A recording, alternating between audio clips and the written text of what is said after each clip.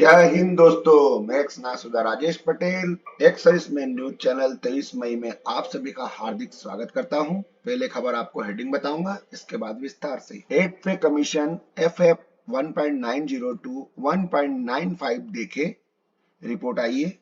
UPS pension 30,000 basic plus 4% DA post 2004 retire वालों के लिए।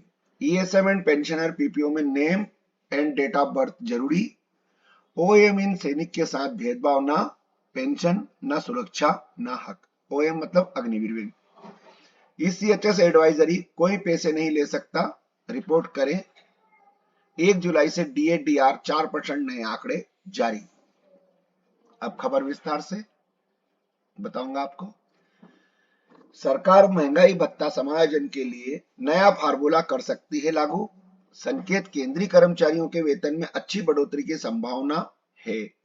वैसे तो अभी तक जो फिटमेंट फैक्टर के बारे में कई बार बताया गया है और 90% मतलब क्या 100% चांस 99% ये है कि 1.90 से 1.95 के बीच का रह सकता है। बाकी आपको इसको पूरी खबर पढ़नी है तो ये दैनिक भास्कर खबर है यहाँ पे पेपर की, आप इसको पढ़ सकते हैं। इसमें पिछले का भी बताया गया है, सिफारिशें लागू होने में लग सकता है समय, और पिछले वेतन आयोग में बढ़ोतरी कितनी क्या हुई थी इसके बारे में भी बताया जाएगा। यूपीएस कैलकुलेटर लॉन्च, जानिए 30,000 बेसिक सैलरी प्लस 4% DA पर पेंशन, इसकी एनपीएस से तुलना कैसे की गई है। तो ये एनपीएस से तुलना की गई है। भारत सरकार ने यूपीएस के केंद्र सरकार के उन कर्मचारियों के लिए एक विकल्प के रूप में अधिसूचित किया है जो वर्तमान में एनपीएस के अंतर्गत आते हैं।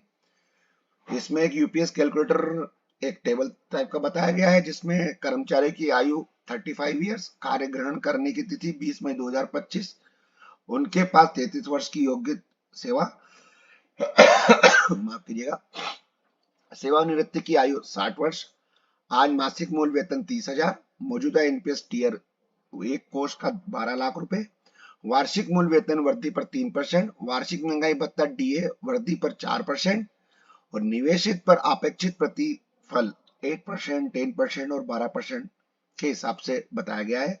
और अंतिम एक मुश्त निवासी प्रतिशत 60%, जब निवेश पर अपेक्षित रिटर्न 8% हो।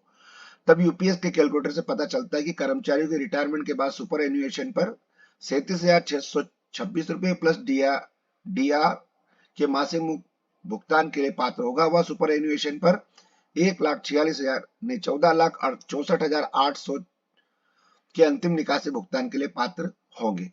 और एनपीएस के तहत मासिक पेंशन 55,295 रुपए होगी, जबकि सेवानिवृत्ति पर अंतिम निकासी भुगतान ये बताया गया है। आप लोग इसको देख सकते हैं।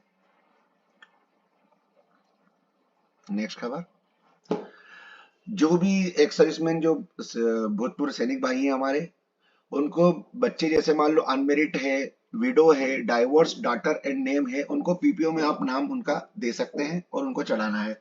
इसके लिए name of wife maintain in pension book certificate and next of king in not to be treat in installment in PPO में दिया गया है। इसमें मार्शल स्टेटस सर्टिफिकेट होगा, village head municipality corporation stating का सर्टिफिकेट होगा, डॉटर अनमेरिड है तो उसका होगा, नॉट रिमेरिड है after death of her husband, divorced from her husband and permanently staying with the parents, divorce deeds in case of divorced daughter, court of death certificate, ये सब इसके अंदर लगाने होंगे।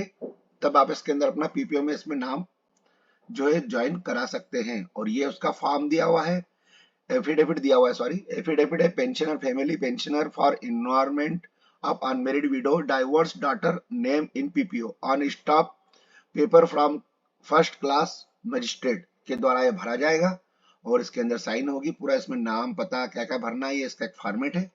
जो भी कोई अगर अपना भूतपूर्व सैनिक भाई है और उनकी डॉटर्स का डाइवोर्स या अनमेरिड है, वो इसको भर सकते हैं और यहाँ से इसको फॉर्म को उठा सकते हैं। बेटे ने देश के लिए गोली खाई फिर भी चुप्पी अग्निवीर, आकाशदीप के परिवार का सवाल, कहा नहीं करेंगे अस्थि विसर्जन। अग्निवीर में एक बहुत ही खबर आई है। एक अग्निवीर सिपाही थे आकाशदीप सिंह, जो कि जम्मू में ड्यूटी में दौरान तैनात थे, उनको गोली लगी और उनका निधन हो गया। और अग्निवीर के जवान उनके परिवार वाले के उनकी अस्थियां नहीं विसर्जित कर रहे हैं और वो पंजाब सरकार से मांग कर रहे हैं कि उनको उनका हक मिलना चाहिए। 20 साल के आकाशदीप फरीदकोट जिले के कोटपुर निर्वाचन क्षेत्र के कोटा चहल गांव के रहने वाले थे। 2 साल पहले अग्निवीर योजना के तहत भारतीय सेना में शामिल हुए थे। उन्होंने पंजाब सिख रेजिमेंट में तैनात किया गया था। उनकी पोस्टिंग इन दिनों जम्मू में। उनके परिवार ने पंजाब सरकार पर आरोप लगाया कि शहादत के बाद भी उन्हें ना तो शहीद का दर्जा दिया गया है और ना ही कोई आधिकारिक बयान या मुआवजा घोषित किया गया है।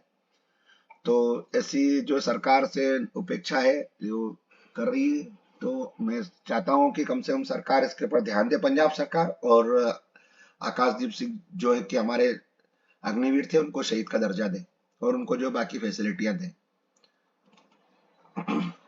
अग्निवीर योजना को लेकर सरकार पर भड़के अखिलेश यादव कहा कि नौजवानों का भविष्य खतरे में डाला गया है। अब जो बीजेपी सरकार के खिलाफ भ्रष्टाचार के आरोप लगाने के साथ साथ अग्निवीर योजना के लिए भी अखिलेश यादव जो है आरोप लगा रहे हैं। और वैसे ये जो अग्निवीर योजना है इसमें कुछ बदलाव की जरूरत है। बाकी अग्निवीर योजना बहुत अच्छी है, लेकिन अभी ये सबके अपने अपने सोच है कि कैसा क्या रहे। लेकिन फिर भी ना तो शहीद का दर्जा दिया जा रहा है उनको, ना ही कुछ और दिया जाता है। तो इसलिए जो है सरकार से मांग है कि कम से कम उनके थोड़ा सा भविष्य के ऊपर और ध्यान दिया जाए, तो अग्निवीर योजना बहुत बढ़िया तरीके से सुचारू रूप से चल सकती है। बाकी ये मेरा पक्ष है, बाकी सभी का अपना अपना अलग पक्ष है, ये अपना अपना पक्ष दे सकते हैं। All India consumer price index number for agriculture and rural labours April 2025 की रिपोर्ट है ये। इसके अंदर बताया गया है कि किस प्रकार से आंकड़े जो है बताए गए हैं। इसमें 3.48 से 3.53 रिस्पेक्टिवली कंप्रेस्ड हुए हैं, जो 7.03 एंड 6.96 इन अप्रैल 2025 करस्पोंडेंस में थे। Figure for March April 2024 stood at 3.73 पर CPL-AL एंड 3.86 फॉर CPI-RL। इसी के हिसाब से अपना जो DA जो क्लियर होता है, तो ये उसके बारे में आंकड़ा दिया गया था। धन्यवाद दोस्तों, मेरे पास आज न्यूज यहीं तक थी। आपका दिन शुभ रहे। जय हिंद।